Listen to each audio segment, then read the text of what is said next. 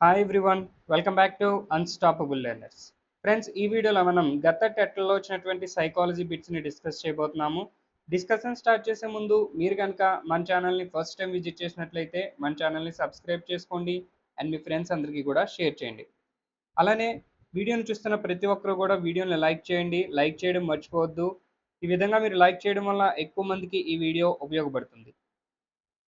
First question చూద్దాం.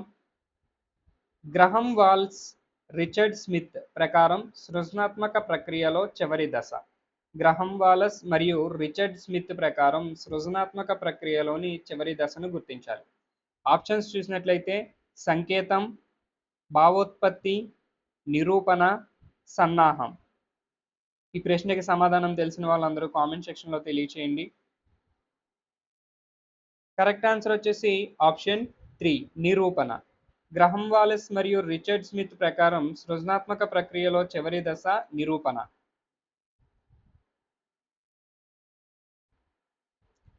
Next question. ఉపాధ్యాయ నియామకం పరీక్షలో సెలెక్ట్ కాని అభ్యర్థి పుస్తకాలను విసిరివేయడంలో ఇమిడి ఉన్న రక్షక తంత్రం. ఉపాధ్యాయ నియామక పరీక్షలో సెలెక్ట్ కాని అభ్యర్థి పుస్తకాలను విసిరివేయడంలో ఇమిడి ఉన్నటువంటి రక్షక తంత్రం. ఆప్షన్స్ చూద్దాం. స్వైరకల్పన, విస్థాపన, తదాత్మీకరణం, ఉదాత్తీకరణం. కరెక్ట్ ఆన్సర్ వచ్చేసి ఆప్షన్ 2, విస్థాపన.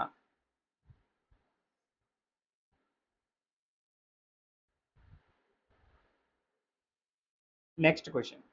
కోల్బర్గ్ నైతిక వికాస సిద్ధాంతంలో అధికారం సాంఘిక క్రమాన్ని నిర్వహించే నీతి ఈ స్థాయికి చెందును. ఆప్షన్స్ చూసినట్లయితే సాంప్రదాయ స్థాయి, పూర్వ సాంప్రదాయ స్థాయి, ఉత్తర సాంప్రదాయ స్థాయి, సహజ సాంప్రదాయ స్థాయి.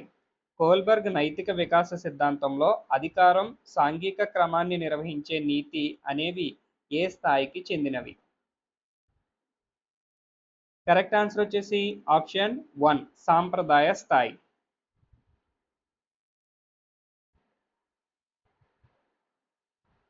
Next question. కింది వాణిలో సరికాని జత. ఆప్షన్స్: విలియం జేమ్స్ కార్యకారణము, వర్దిమిర్ సమగ్రాకృతి, పియాజే ప్రవర్తనవాదం, ఫ్రాయిడ్ మనోవిశ్లేషణ. కరెక్ట్ ఆన్సర్ వచ్చేసి ఆప్షన్ 3, పియాజే ప్రవర్తనవాదం అనేది సరైన జత కాదనమాట. విలియం జేమ్స్ కార్యకారణం గురించి వివరించడం జరిగింది. వర్దిమిర్ అనే వ్యక్తి సమగ్రాకృతి సిద్ధాంతానికి సంబంధించి వివరించారు. అలానే ఫ్రాయిడ్ మనోవిశ్లేషణ సిద్ధాంతాన్ని ప్రతిపాదించడం జరిగింది.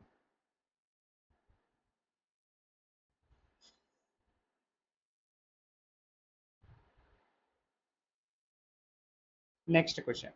రాట్కే ప్రకారం పిల్లలకు బాధ్యతను ఇచ్చే గృహ వాతావరణంలో గల పిల్లల ప్రవర్తన ఈ విధంగా ఉంటుంది. ఆప్షన్స్ చూసినట్లయితే అభద్రతాభావం కోపం, మంచి సర్దుబాటు స్వాలంబన, అవిధేయత అజాగ్రత్త, సర్దుబాటు సమస్యలు హఠం చేయడం.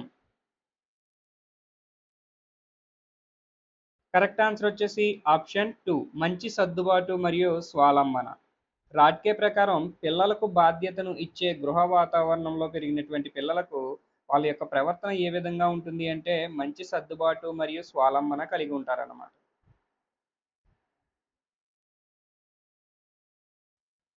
Next question. కింది వాణిలో పూర్వ ముఠా దశ. ఆప్షన్స్: శైశవ దశ, కౌమార దశ, పూర్వ బాల్య దశ, ఉత్తర బాల్య దశ. ఈ ప్రశ్నకి సమాధానం తెలిసిన వాళ్ళందరూ కామెంట్ సెక్షన్లో తెలియచేయండి. కరెక్ట్ ఆన్సర్ వచ్చేసి ఆప్షన్ 3, పూర్వ బాల్య దశ. పూర్వ ముఠా దశ అని చెప్పి ఏ దశను పిలుస్తాము అంటే పూర్వ బాల్య దశను పిలుస్తాం.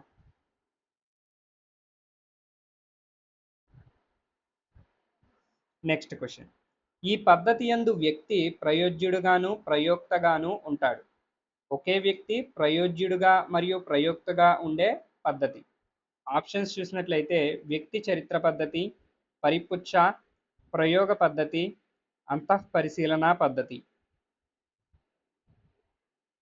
కరెక్ట్ ఆన్సర్ వచ్చేసి ఆప్షన్ 4, అంతఃపరిశీలన పద్ధతిలో ఒకే వ్యక్తి తానే ప్రయోజ్యుడిగాను తానే ప్రయోక్తగాను కూడా ఉంటాడనమాట.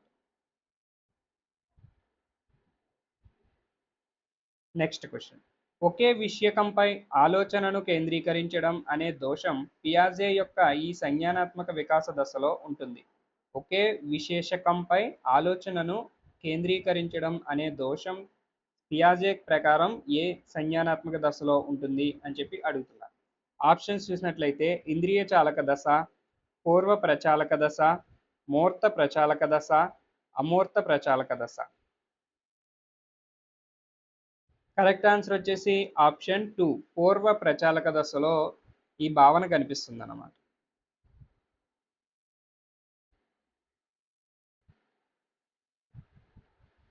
నెక్స్ట్ క్వశ్చన్, రోషక్ సిరామర్కల పరీక్షలోని చిత్రపటాల సంఖ్య. ఆప్షన్స్ 10, 12, 20, 30. రోషక్ సిరామర్కల పరీక్షలోని చిత్రాల సంఖ్య ఎంత? 10. కరెక్ట్ ఆన్సర్ వచ్చేసి ఆప్షన్ 1, రోషక్ సిరామర్కల పరీక్షలోని చిత్రపటాల సంఖ్య 10. నెక్స్ట్ క్వశ్చన్, భాషా వికాసం జరిగే క్రమంలో చివరి దశ. ఆప్షన్స్ ప్రాగ్భాషా దశ, ముద్దు మాటల దశ, శబ్దానుకరణ దశ, భాషావగాహన దశ. కరెక్ట్ ఆన్సర్ వచ్చేసి ఆప్షన్ 4, భాషావగాహన దశ. భాషా వికాసం జరిగే క్రమంలోని చివరి దశ చూసినట్లయితే భాషా అవగాహన దశ.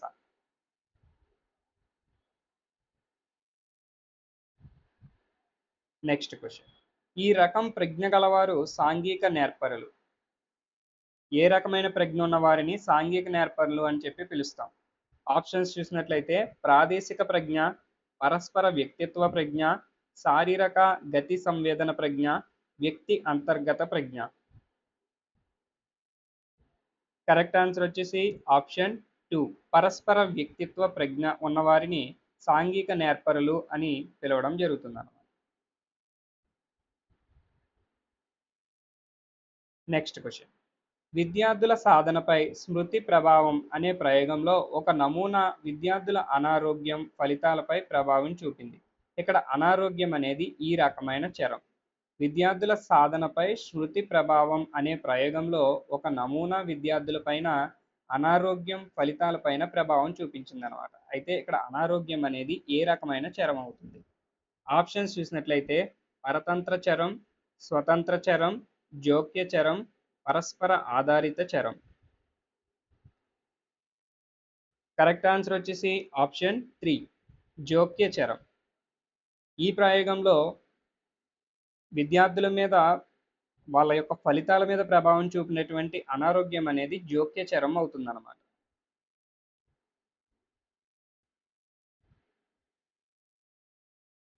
నెక్స్ట్ క్వశ్చన్, కొహ్లర్ ప్రయోగం కింది అంశానికి సంబంధించినది.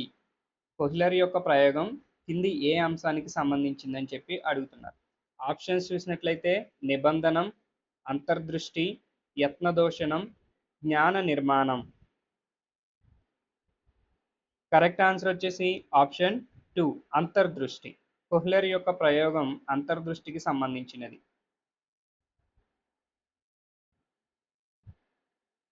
నెక్స్ట్ క్వశ్చన్, అనుకరణ ఈ అభ్యసన సిద్ధాంతానికి మూలం. అనుకరణ అనేది ఏ అభ్యసన సిద్ధాంతానికి మూలం?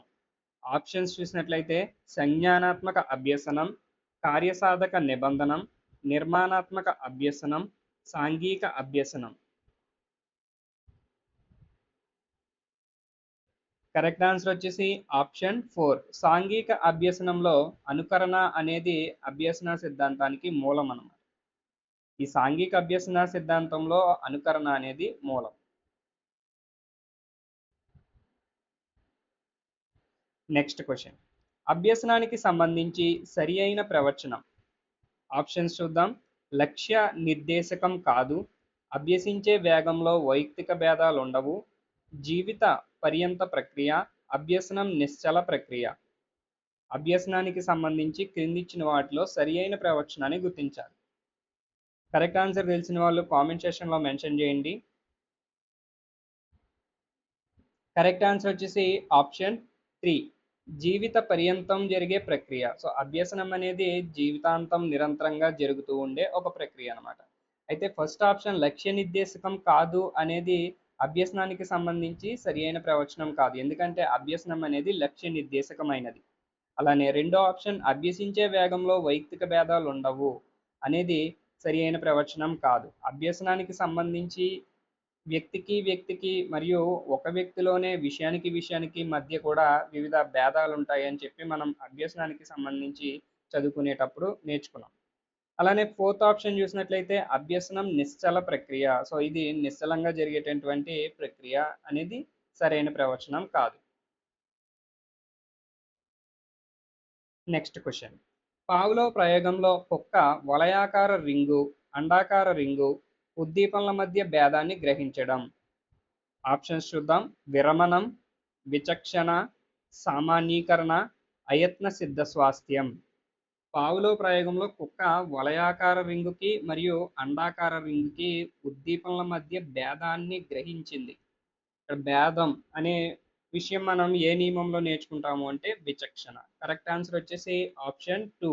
అది విచక్షణని కలిగి ఉందన్నమాట. వలయాకార రింగుకి మరియు అండాకార రింగుకి మధ్య విచక్షణ కలిగి ఉంది కాబట్టి ఇది విచక్షణకి సంబంధించినది.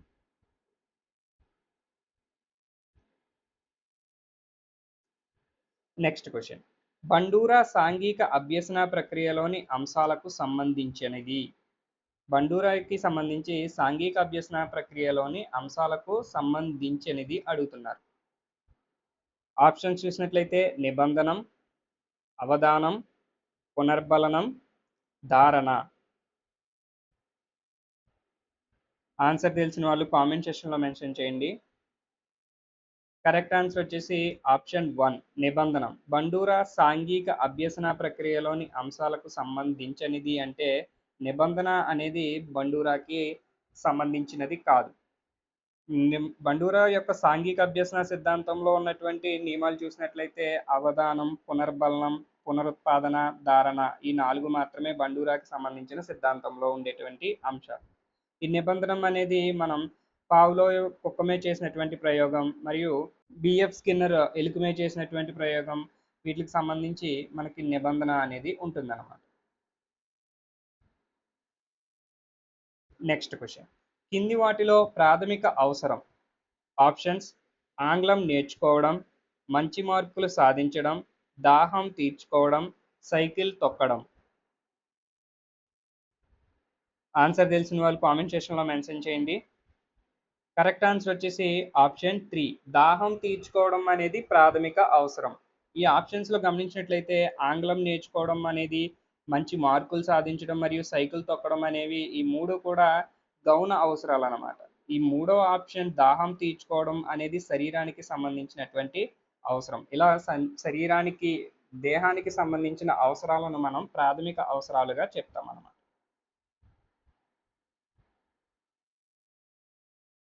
Next question. వైగోట్స్కీ భాషా వికాసంలో 2 సంవత్సరాల వయసు గల శిశువులో ఉండే ప్రసంగం రకం. వైగోట్స్కీ యొక్క భాషా వికాసంలోని 2 సంవత్సరాల వయస్సు గల శిశువులో ఉండే ప్రసంగం యొక్క రకం.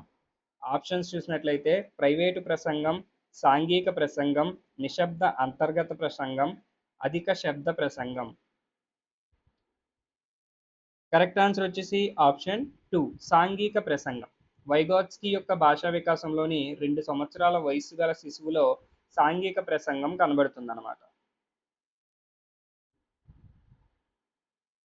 Next question. సైకిల్ తొక్కడంలో, బ్యాలెన్స్ చేయడం, స్కూటర్ నడపడం నందు ఉపయోగపడడంలో ఇమిడి ఉన్న అభ్యసన బదలాయింపు రకం. సైకిల్ తొక్కడంలో బ్యాలెన్స్ చేయగలుగుతున్నాడు, అలాంటి వ్యక్తి స్కూటర్ నడపడం నందు కూడా ఉపయోగపడితే దాంట్లో ఏ అభ్యసన బదలాయింపు రకం ఇమిడి ఉందని చెప్పి ఇక్కడ ప్రశ్న. ఆప్షన్స్ చూసినట్లయితే అనుకూల బదలాయింపు, ప్రతికూల బదలాయింపు, శూన్య బదలాయింపు, ద్విపార్శ్వ బదలాయింపు. ఈ ప్రశ్నకి సమాధానం తెలిసిన వాళ్ళు కామెంట్ సెక్షన్లో మెన్షన్ చేయండి.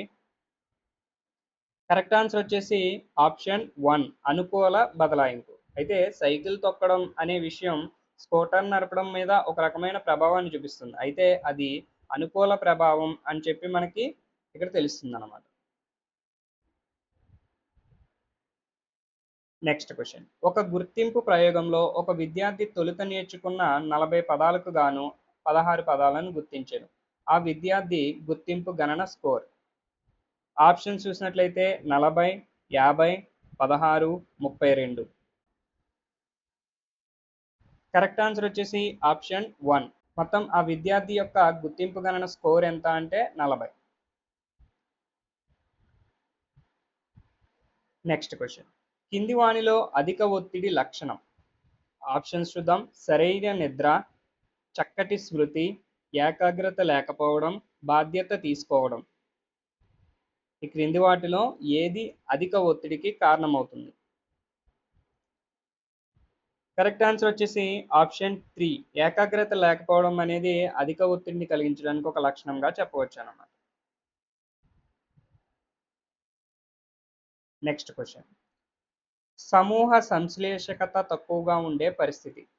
సమూహ సంశ్లేషకత తక్కువగా ఉండే పరిస్థితిని కింది నుంచి గుర్తించాలి. ఆప్షన్స్ చూసినట్లయితే సమూహాల మధ్య ఎక్కువ పోటీ, సమూహాలలో సభ్యత్వం దొరకడం సులభమైనప్పుడు, సమూహ లక్ష్యాలు సాధించబడినప్పుడు, సమూహానికి పటిష్ట నాయకత్వం ఉన్నప్పుడు. కరెక్ట్ ఆన్సర్ వచ్చేసి ఆప్షన్ 2. సమూహాలలో సభ్యత్వం దొరకడం సులభమైనప్పుడు సమూహ సంశ్లేషకత తక్కువగా ఉంటుందన్నమాట. Next question. ఒక ప్రాథమిక పాఠశాలలో 242 మంది విద్యార్థులు ఉన్నారు. విద్యా హక్కు చట్టం 2009 ప్రకారం ఈ పాఠశాలలో ఉండాల్సిన ఉపాధ్యాయుల సంఖ్య. ఆప్షన్ చూసినట్లయితే 6 ఉపాధ్యాయులు మరియు ఒక ప్రధానోపాధ్యాయుడు, 5 ఉపాధ్యాయులు మరియు ఒక ప్రధానోపాధ్యాయుడు, 7 ఉపాధ్యాయులు మరియు ఒక ప్రధానోపాధ్యాయుడు, 6 ఉపాధ్యాయులు మాత్రమే. ఈ ప్రశ్నకి సమాధానం తెలిసిన వాళ్ళు కామెంట్లో తెలియచేయండి. కరెక్ట్ ఆన్సర్ వచ్చేసి ఆప్షన్ 3. 7 ఉపాధ్యాయులు మరియు ఒక ప్రధానోపాధ్యాయుడు ఉండాలి. అయితే గత వీడియోలో మనం చెప్పుకున్నాం, ఒక పాఠశాలలో విద్యార్థుల సంఖ్య 150 దాటినట్లయితే ఖచ్చితంగా ఒక ప్రధానోపాధ్యాయుడు ఉండాలి. సో ఇక్కడ 242 కాబట్టి ఖచ్చితంగా ఒక ప్రధానోపాధ్యాయుడు ఉంటాడు. అలానే ప్రతి 30 మంది విద్యార్థులకి లేదా ప్రతి 40 మంది విద్యార్థులకి ఒక ఉపాధ్యాయుడిగా తీసుకున్నట్లయితే ఇక్కడ 240 మంది కాబట్టి 7 ఉపాధ్యాయులు ఉంటారన్నమాట. Next question. నిరంతర సమగ్ర మూల్యాంకనం కింది వానిలో దీని మదింపునకు సంబంధించినది.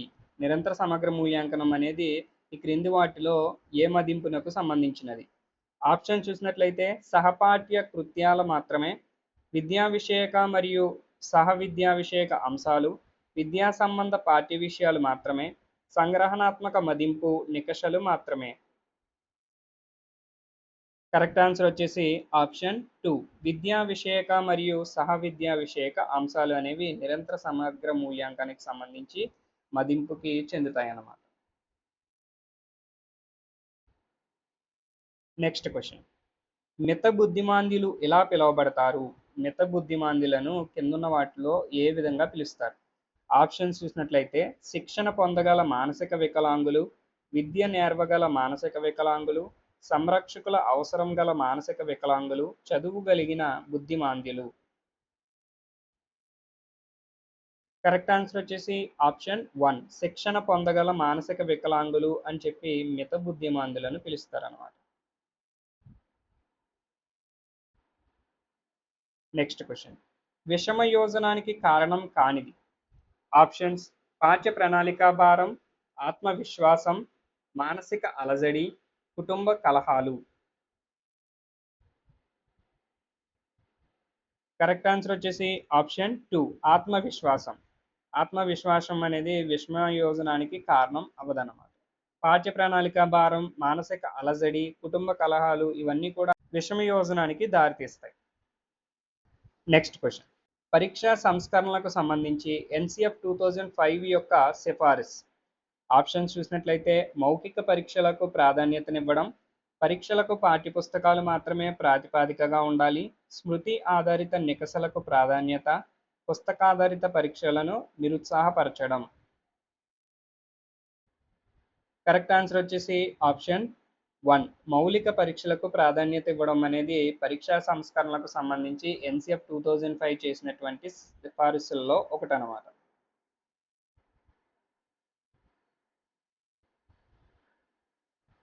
Next question. ప్రతిభావంతుడైన విద్యార్థి తక్కువ మార్కులు తెచ్చుకున్నప్పుడు తరగతి ఉపాధ్యాయుని పాత్ర. ఆప్షన్స్ చూసినట్లయితే విద్యార్థిని తరగతిలో దండించడం, తల్లిదండ్రుల నుండి కారణాన్ని తెలుసుకోవడం, డాక్టర్ని సంప్రదించమని విద్యార్థికి సలహాలు ఇవ్వడం, విద్యార్థి చదువులో మరింత శ్రద్ధ వహించేందుకు ఉత్తేజపరచడం. కరెక్ట్ ఆన్సర్ వచ్చేసి ఆప్షన్ 4. విద్యార్థి చదువులో మరింత శ్రద్ధ వహించేందుకు ఉత్తేజపరచడం అనేది ఉపాధ్యాయుని యొక్క పాత్ర అన్నమాట. నెక్స్ట్ క్వశ్చన్, పఠన సంబంధ అభ్యసన వైకల్యం. ఆప్షన్స్ చూసినట్లయితే డిస్లెక్సియా, డిస్ఫేసియా, డిస్గ్రాఫియా, డిస్కాలిక్లియా. ఈ ప్రశ్నకి సమాధానం తెలిసిన వాళ్ళు కామెంట్ సెక్షన్లో మెన్షన్ చేయండి. కరెక్ట్ ఆన్సర్ వచ్చేసి ఆప్షన్ 1 డిస్లెక్సియా. డిస్లెక్సియా అనేది పఠన సంబంధ అభ్యసన వైకల్యం అన్నమాట.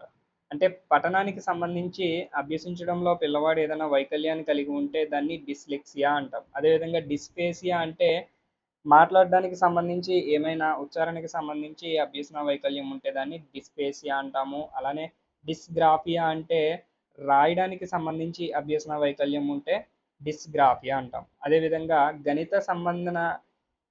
గణితానికి సంబంధించిన అభ్యసన వైకల్యాన్ని డిస్కాలిక్లియా అని చెప్పేసి పిలుస్తాం.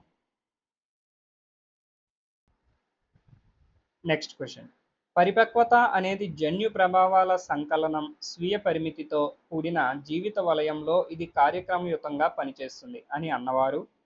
పరిపక్వత అనేది జన్యు ప్రభావాల సంకలనం, స్వీయ పరిమితితో కూడిన జీవిత వలయంలో ఇది కార్యక్రమయుతంగా పనిచేస్తుంది అని అన్నవారు ఎవరు? ఆప్షన్స్ చూసినట్లయితే క్రైగ్, గెస్సెల్, అండర్సన్, హర్లాక్. సరైన సమాధానం చూసే ముందు వీడియోని చూస్తున్న ప్రతి ఒక్కరు కూడా లైక్ చేయండి, లైక్ చేయడం మర్చిపోవద్దు. అండ్ మీకు కనుక ఈ ప్రశ్నకు సమాధానం తెలిసినట్లయితే కామెంట్ సెక్షన్లో మెన్షన్ చేయండి. కరెక్ట్ ఆన్సర్ వచ్చేసి ఆప్షన్ 2 గెస్సెల్. పరిపక్వత అనేది జన్యు ప్రభావాల సంకలనం, స్వీయ పరిమితితో కూడిన జీవిత వలయంలో ఇది కార్యక్రమయుతంగా పనిచేస్తుంది అని అన్నవారు ఎవరంటే గెస్సెల్.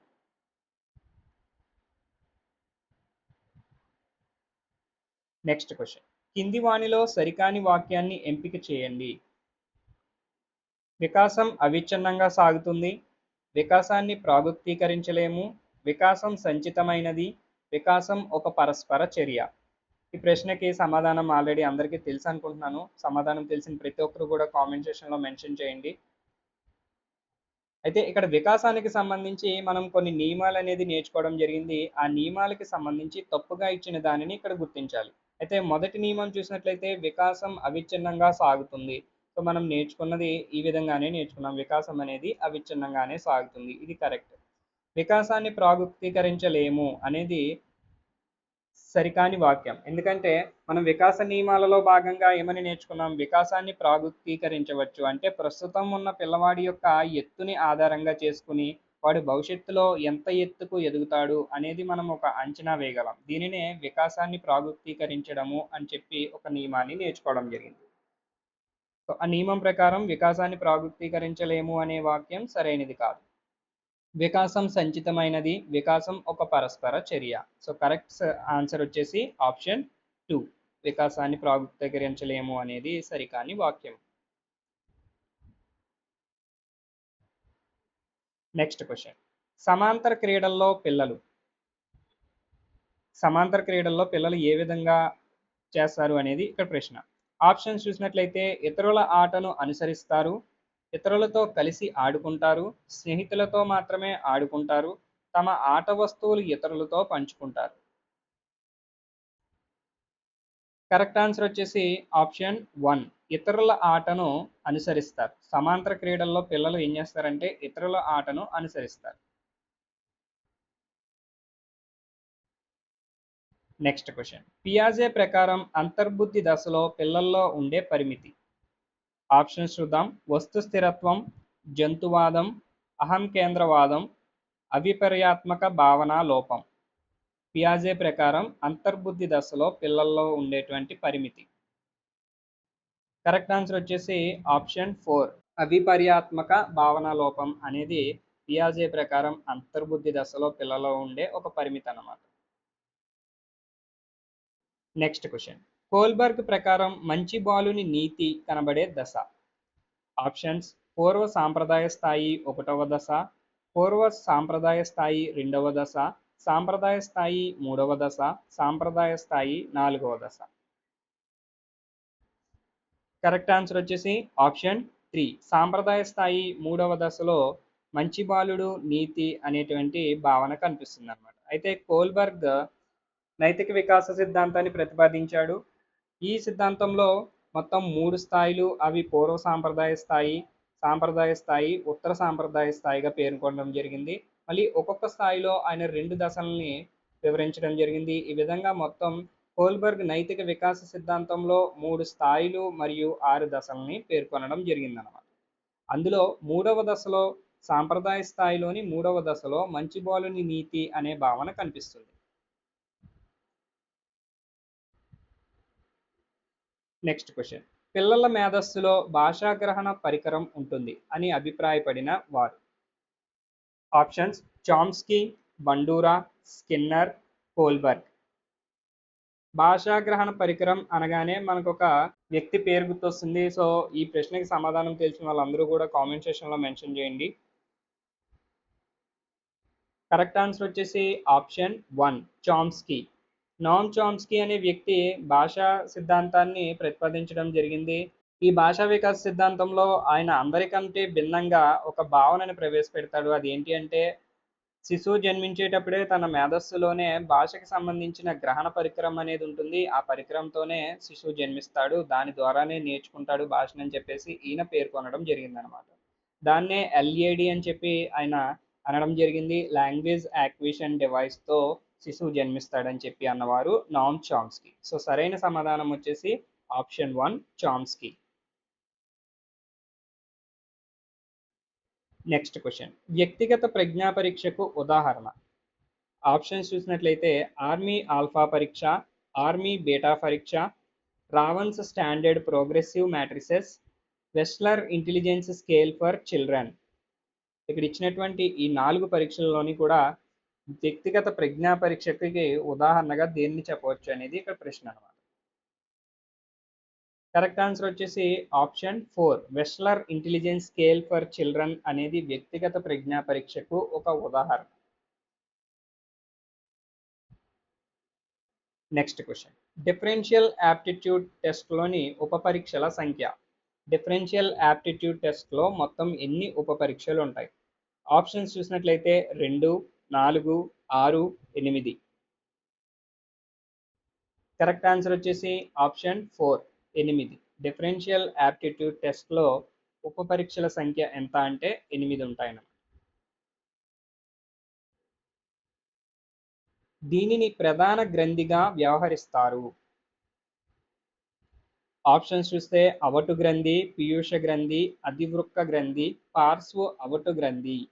ఈ ప్రశ్నకి సమాధానం తెలిసిన వాళ్ళందరూ కూడా మీ సమాధానాన్ని కామెంట్ సెక్షన్లో మెన్షన్ చేయండి. కరెక్ట్ ఆన్సర్ వచ్చేసి ఆప్షన్ 2, పీయూష గ్రంథి. దీనిని ప్రధాన గ్రంథిగా వ్యవహరిస్తాం.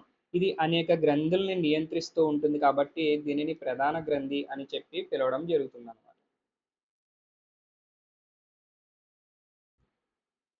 Next question. గణేష్కి పాఠశాలకు వెళ్ళాలని ఉంది, అదే సమయంలో ఇంటి వద్ద ఆడుకోవాలని ఉంది. గణేష్లోని సంఘర్షణ. సో గణేష్ అనే అబ్బాయికి పాఠశాలకు వెళ్ళాలని ఉంది, అయితే అదే సమయంలో ఇంటి వద్ద ఆడుకోవాలని కూడా ఉంది. రెండూ కూడా తనకి ఇష్టమైన అంశాలే. ఇటువంటి సందర్భంలో తను ఎదుర్కొనే సంఘర్షణ. ఆప్షన్స్ చూద్దాం. ఉపగమ సంఘర్షణ, పరిహార సంఘర్షణ, ఉపగమ పరిహార సంఘర్షణ, ఉపగమ పరిహార సంఘర్షణ.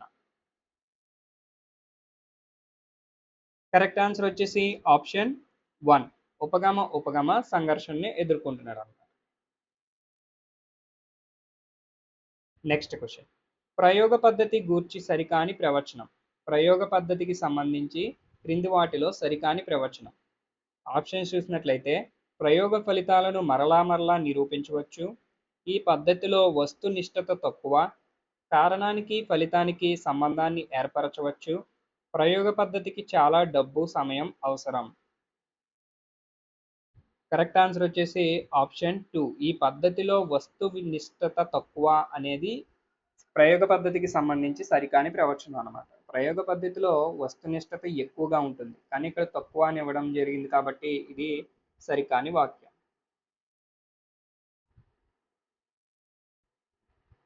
Next question.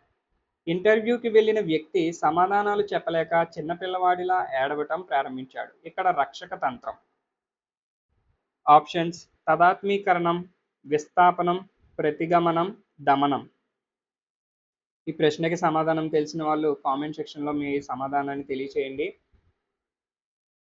రక్షక తంత్రాల నుంచి ప్రతి పేపర్లోని మనం సైకాలజీకి సంబంధించేప్పటికీ 7 భాగాలుగా వీడియోలు చేసుకున్నాం. ఆ 7 వీడియోల్లోని కూడా రక్షక తంత్రాల మీద ఒక బిట్ కానీ 2 బిట్లు కానీ రావడం జరిగింది. సో రక్షక తంత్రం అనేది చాలా ఇంపార్టెంట్ టాపిక్. దీని నుంచి ఖచ్చితంగా ఒక బిట్ వస్తుంది. సో ఈ ప్రశ్నకి సరైన సమాధానం చూసినట్లయితే ఆప్షన్ 3 సరైన సమాధానం. ప్రతిగమనం. ఇంటర్వ్యూకి వెళ్ళిన వ్యక్తి సమాధానాలు చెప్పలేక చిన్నపిల్లవాడిలా ఏడవటం ప్రారంభించడాన్ని ప్రతిగమనం యొక్క రక్షక తంత్రాన్ని ఉపయోగించుకుంటున్నాడని చెప్పొచ్చు అన్నమాట.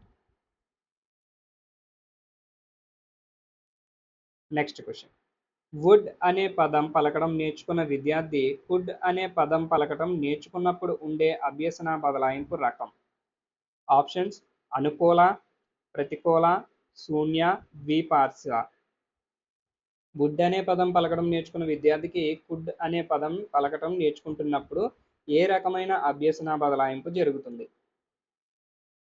కరెక్ట్ ఆన్సర్ వచ్చేసి ఆప్షన్ 1, అనుకూల అభ్యసన బదలాయింపు జరుగుతుందన్నమాట.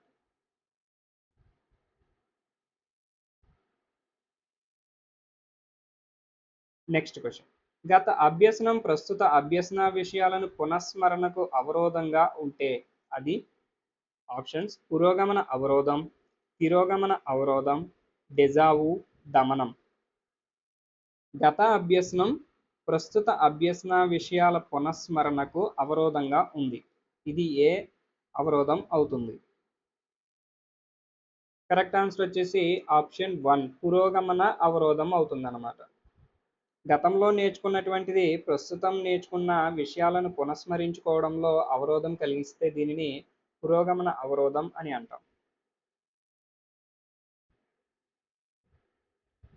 Next question.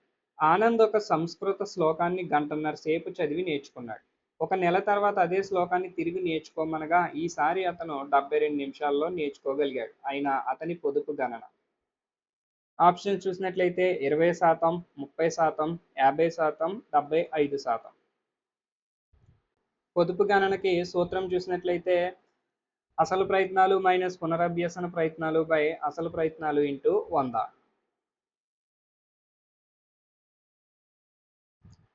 ఈ ప్రశ్నకి సరైన సమాధానం వచ్చేసి ఆప్షన్ 1, 20%. ఆనంద్ యొక్క పొదుపు గణన శాతం ఎంత అంటే 20%.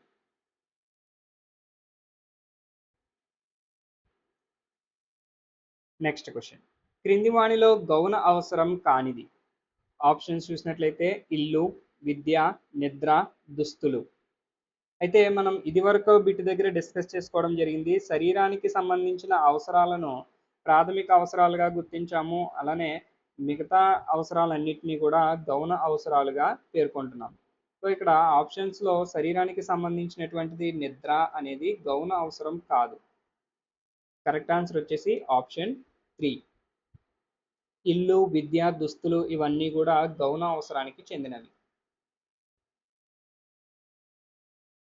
Next question. కింది వాణిలో జ్ఞానాత్మక రంగానికి చెందనిది? ఆప్షన్స్ చూసినట్లయితే అన్వయం, విశ్లేషణ, సునిశితత్వం, మూల్యాంకనం. వీటిలో జ్ఞానాత్మక రంగానికి చెందని దానిని గుర్తించాలి.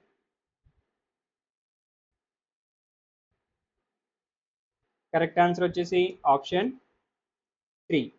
సునిశితత్వం అనేది జ్ఞానాత్మక రంగానికి చెందినది కాదన్నమాట.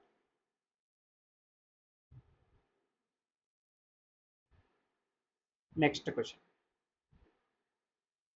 వైగోట్స్కీ ప్రకారం పిల్లల్లో సాంఘిక ప్రసంగం ప్రారంభమయ్యే వయస్సు? ఆప్షన్ చూసినట్లయితే 1వ సంవత్సరం, 2 సంవత్సరాలు, 3 సంవత్సరాలు, 4 సంవత్సరాలు. ఏ వయసులో పిల్లల్లో సాంఘిక ప్రసంగం ప్రారంభమవుతుంది? కరెక్ట్ ఆన్సర్ వచ్చేసి ఆప్షన్ 2, 2 సంవత్సరాల వయస్సులో సాంఘిక ప్రసంగం ప్రారంభమవుతుందన్నమాట.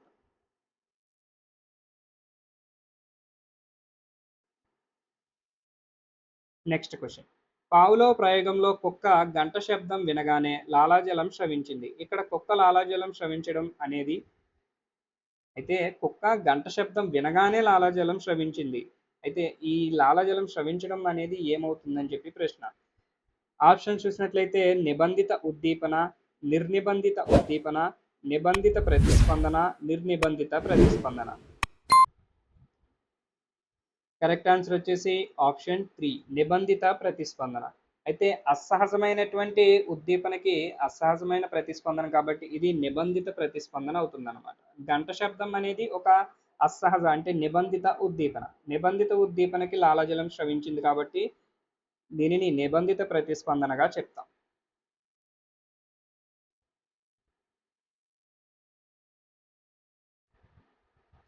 Next question.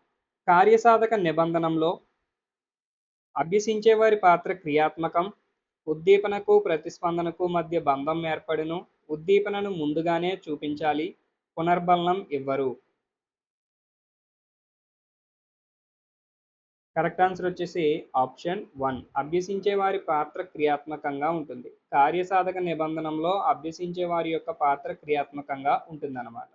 సో చూసారు కదా ఫ్రెండ్స్, ఈ వీడియోలో మనం ప్రీవియస్ టెట్లో వచ్చినటువంటి సైకాలజీకి సంబంధించి 50 బిట్లను డిస్కస్ చేయడం జరిగింది. ఈ విధంగా అనేక సబ్జెక్టులకి సంబంధించి గత టెట్లో వచ్చినటువంటి బిట్స్కి సంబంధించిన వీడియోస్ మన ఛానల్లో అనేకం అప్లోడ్ చేయడం జరిగింది. ఇక మీదట అప్లోడ్ చేయబోయే వీడియోస్ని కనుక మీరు మిస్ అవ్వకూడదు అనుకుంటే మన ఛానల్ని ఇప్పుడే సబ్స్క్రైబ్ చేసుకోండి అండ్ మీ ఫ్రెండ్స్ అందరికీ కూడా షేర్ చేయండి. అలానే వీడియోని చూసిన ప్రతి ఒక్కరు కూడా ఈ వీడియో మీకు ఉపయోగకరంగా అనిపించినట్లయితే ఖచ్చితంగా లైక్ చేయడం మర్చిపోవద్దు. Thank you for watching.